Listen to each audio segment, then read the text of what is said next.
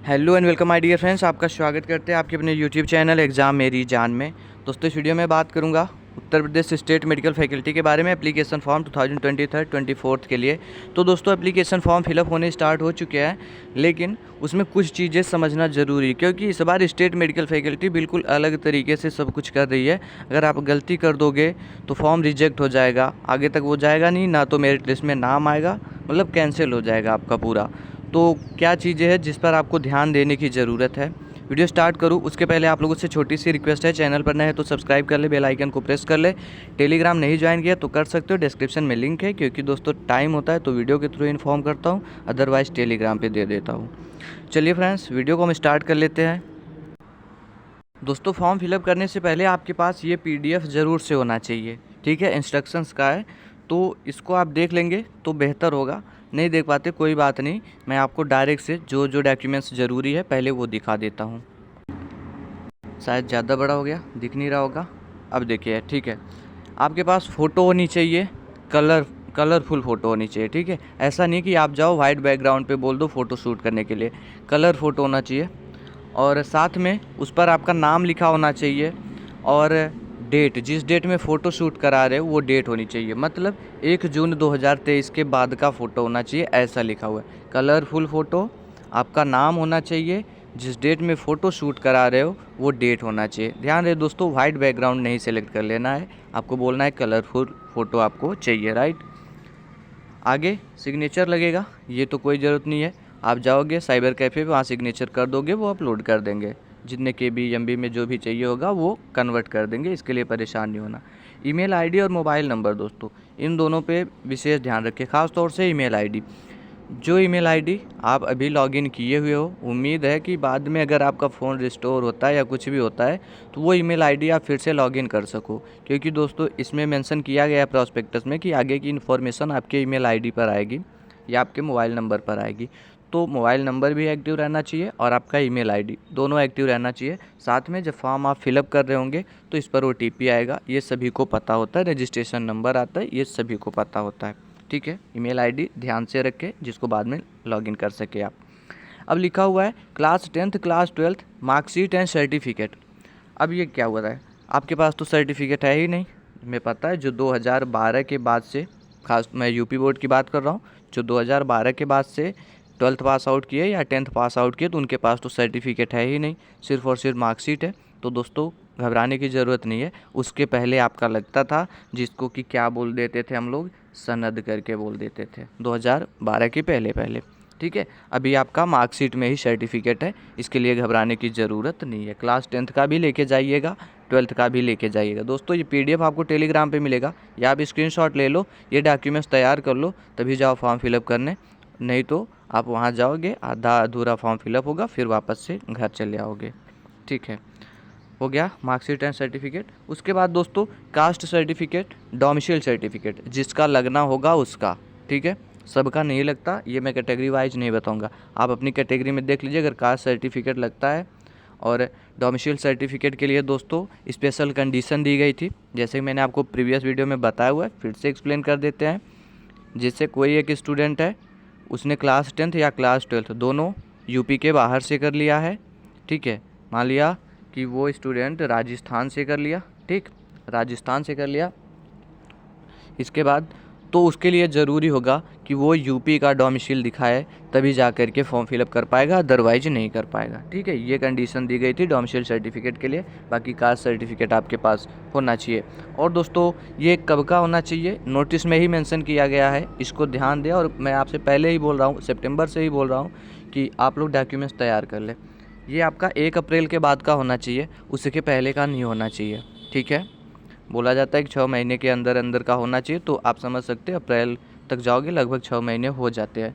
तो 1 अप्रैल 2023 के बाद का होना चाहिए, इसके पहले का नहीं होना चाहिए, राइट। उसके बाद SC ST OBC सर्टिफिकेट लगेगा, ठीक, इसमें मेंशन किया गया था जिनका जो लगता है और जहाँ से प्रमाणित होना चाहिए, सब कुछ प्रॉस्पेक्टस में मेंशन है दोस्तों, उसको देख लीजिएगा। दोनों मैंने टेलीग्राम पे दिया हुआ है, वहाँ पर मैं हाईलाइट कर दूंगा किस पोर्शन को आपको देखना है, उधर से देख लीजिएगा। आप लोगों का भी सर्टिफिकेट लगने वाला है SC ST और OBC। और आप जो जाओगे लिखा हुआ है ना हाउ टू अप्लाई, तो वहाँ पर ये ऑप्शंस नहीं देखने को मिलेंगे आपको, लेकिन लगने वाला है साथ में।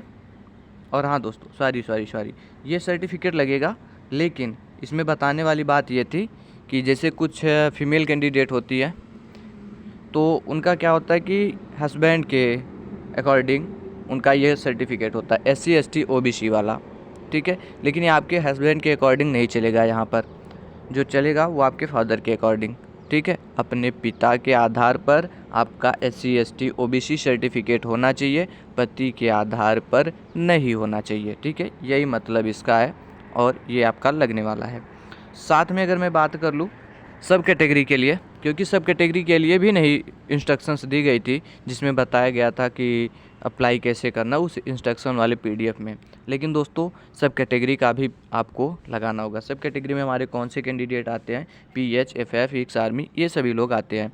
तो आपका भी जहाँ से प्रमाणित होना चाहिए उसमें मेंशन है प्रॉस्पेक्टस में, उसको आप देख लेंगे अच्छे से, ठीक है।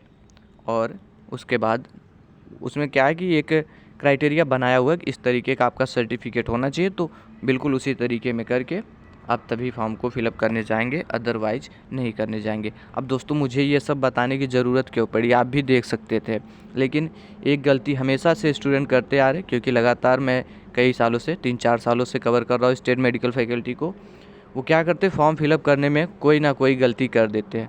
हर एक डॉक्यूमेंट्स, हर एक नाम नंबर सब कुछ दोस्तों देख के इंटर करें, क्योंकि करेक्शन की कोई डेट नहीं आती यहाँ पर, ठीक है। करेक्शन का कोई डेट नहीं आएगा और ऐसा हो सकता है कि डॉक्यूमेंट वेरिफिकेशन के टाइम आपको रिजेक्ट कर दिया जाए। ये गलती नहीं करें, बिल्कुल आसानी से समझ करके पूरी बात समझ ले, जल्दबाजी में कुछ भी ना करें। 27 तक का मौका है, अगर आप समझ के करेंगे तो हर एक बात अच्छे से पहले समझ ले फिर करें, जिससे कि आगे आपको कोई प्रॉब्लम ना हो। एक और क्वेश्चन आ रहा था स्टूडेंट्स का कि सर मैं PCM से हूँ, मतलब फिजिक्स केमिस्ट्री मैथ से हूँ या फिजिक्स केमिस्ट्री बायोलॉजी से हूँ, तो फिलअप कर सकता या नहीं कर सकता। कुछ स्टूडेंट पूछे मैं आर्ट्स से हूँ, कर सकता हूँ या नहीं कर सकता। तो देखिए सीधे जो फिजिक्स केमिस्ट्री बायोलॉजी था जिसका क्लास 12th में, या फिजिक्स केमिस्ट्री मैथ था, वो कैंडिडेट कर सकते, बाकी के कैंडिडेट नहीं कर पाएंगे। एक और क्वेश्चन आ रहा था दोस्तों, अब सबके लिए अलग अलग वीडियो बनाओ ये पॉसिबल नहीं है, इसी में समझ लेता हूँ। स्टूडेंट कह रहे थे कि सर मैं किस डिप्लोमा के लिए अप्लाई करूँगा, तो देखिए आपको किसी डिप्लोमा के लिए नहीं अप्लाई करना है, समझ रहे, सिर्फ स्टेट मेडिकल फैकल्टी का फॉर्म अप्लाई करना है और एक फॉर्म से ही सभी डिप्लोमा में एडमिशन हो जाता है, समझ रहे आप लोग। जैसे स्टेट मेडिकल फैकल्टी का आपने फॉर्म फिलअप कर दिया, आप उसी में जब चॉइस फिलिंग होगा, काउंसलिंग होगा, DMLT के लिए देख सकते हो, एक्सरे के लिए देख सकते हो, मतलब ये सभी डिप्लोमा जो आप सेलेक्ट करोगे उसी में से अलॉट हो जाएगा और आपके मेरिट के आधार पर, आपकी कैटेगरी के आधार पर, समझ रहे। ये नहीं कि आप DMLT के लिए अलग से अप्लाई करोगे, एक्सरे जिनको करना है वो अलग से करेंगे, रेडियोथेरेपी जिनको करना है अलग से करेंगे, ऐसा कुछ नहीं होता। सिर्फ और सिर्फ एक फॉर्म यही वाला आपको अप्लाई करना होगा, कोई वहाँ सेलेक्ट करने का ऑप्शन नहीं आएगा। और दोस्तों सभी डॉक्यूमेंट्स उन्हीं सेक्शन में अपलोड करें जिसमें उसकी ज़रूरत है, जिसमें वो मेंशन किया गया है, ठीक है। और ये सर्टिफिकेट पे विशेष ध्यान देंगे, अदरवाइज आपको बाद में प्रॉब्लम हो जाएगी। अभी फॉर्म तक कैसे पहुंचना था फॉर्म फिलअप करने के लिए, इस पर मैं ऑलरेडी बता चुका हूँ, एक बार जल्दी में फिर से दिखा देते हैं आपको। स्टेट मेडिकल फैकल्टी की साइट पर आसानी के साथ चले आना आप लोग। आने के बाद इधर पे क्लिक कर देना अप्लाई हेयर फॉर CPSP 2023-24, इस पर क्लिक कर दीजिएगा दोस्तों। न्यू रजिस्ट्रेशन वाले ऑप्शन पर क्लिक कर दीजिएगा, ठीक है। फॉर्म फीस दोस्तों 1500 रुपये है, ये बार से स्टूडेंट पूछ रहे हैं, जबकि प्रीवियस वीडियो में मैं बता चुका हूँ। यहाँ पर आओगे 2-3 चीज़ें बोलेगा, उसको क्लोज कर दीजिएगा, फिर आप फॉर्म तक पहुँच जाएंगे, ठीक है। और स्टेप बाय स्टेप फॉर्म को फिलअप कर लीजिएगा और कोशिश ये करिए कि साइबर कैफ़े पे चले जाए दोस्तों, 150 रुपये बचाने के चक्कर में कहीं आपका फॉर्म रिजेक्ट ना हो जाए, इसका विशेष ध्यान रखें। उम्मीद करते बातों को समझ पाए होंगे। और दोस्तों जो डॉक्यूमेंट्स का मैंने आपको PDF दिखाया हुआ है वो मैं टेलीग्राम पे दे दूँगा, उसको देख लीजिएगा। उसके बाद अपने सभी डॉक्यूमेंट्स रेडी कर लीजिएगा, और कब तक करना है ये सब कुछ 27 तक आपको फॉर्म फिलअप कर देना। जैसा कि नोटिस में मेंशन है कि आप जल्दी में फॉर्म को फिलअप कर लें, क्योंकि बाद में अगर उस पर ज़्यादा ऑडियंस आ जाती है, साइट एरर आता है, तो इसके ज़िम्मेदार आप होंगे। जल्दी में फॉर्म को फिलअप कर ले, डॉक्यूमेंट्स अपने रेडी कर ले, जो भी डॉक्यूमेंट्स आपके पास अभी तक नहीं है, ठीक है, उम्मीद करते हैं बातों को समझ पाए होंगे, वीडियो हेल्पफुल रहा होगा। पीडीएफ मिल जाएगा इसका टेलीग्राम पे, आप ज्वाइन कर सकते हो, डिस्क्रिप्शन में लिंक है। कोई क्वेश्चन हो आपका कमेंट बॉक्स में कमेंट करें। Thanks for watching this video.